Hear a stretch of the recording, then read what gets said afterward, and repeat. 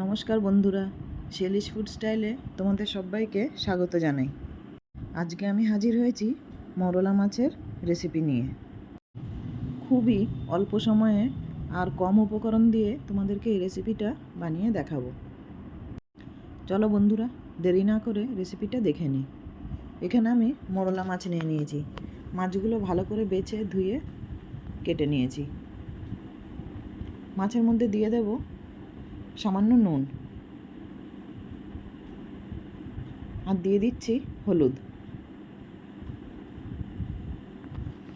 নুন হলুদ দিয়ে মাছটা মেখে নেব।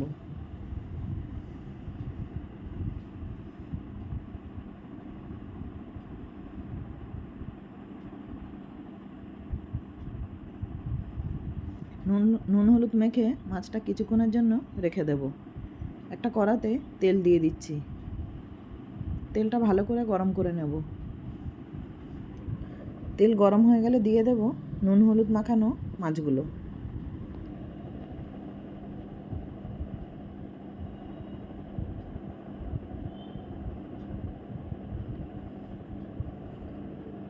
এবার মাছগুলো উল্টে দেব।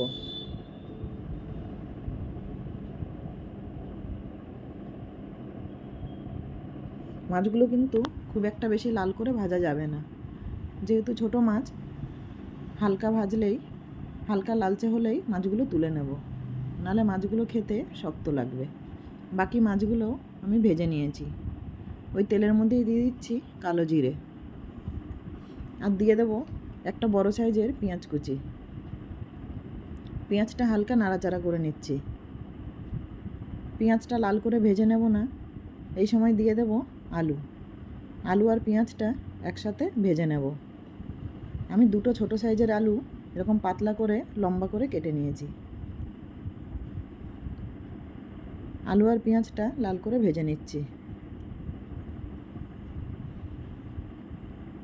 পেঁয়াজটা কিন্তু কালার দেখেই বোঝা যাচ্ছে লাল করে ভাজা হয়ে গেছে।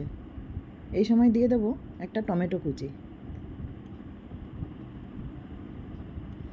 আর দিয়ে দেবো স্বাদমতো নুন। আবারও কিছুক্ষণ নাড়াচাড়া করে নেব।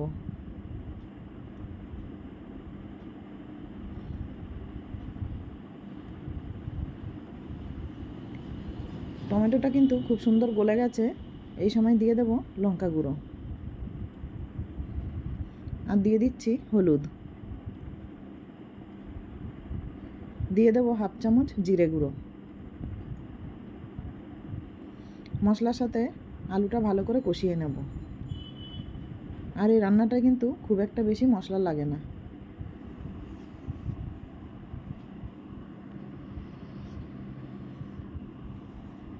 ভালো করে কষানো হয়ে গেছে। এই সময় দিয়ে দেব জল।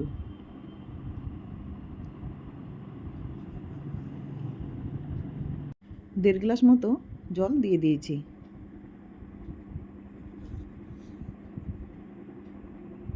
এবার এই ঝোলটা ফুটে উঠলে দিয়ে দেব ভেজে রাখা মাছগুলো, আর দিয়ে দিচ্ছি চেরা কাঁচা লঙ্কা। খুন্তি দিয়ে একটু ভালো করে নেড়ে দিচ্ছি। 8 থেকে 10 মিনিটের জন্য ঢাকা দিয়ে রান্নাটা করে নেব। কিছুক্ষণ পর ঢাকা খুলে দেখে নিচ্ছি। আলুটাও কিন্তু খুব সুন্দর সেদ্ধ হয়ে গেছে। একটু নাড়াচাড়া করে নিয়ে দিয়ে দেব গুঁড়ো গরম মশলা।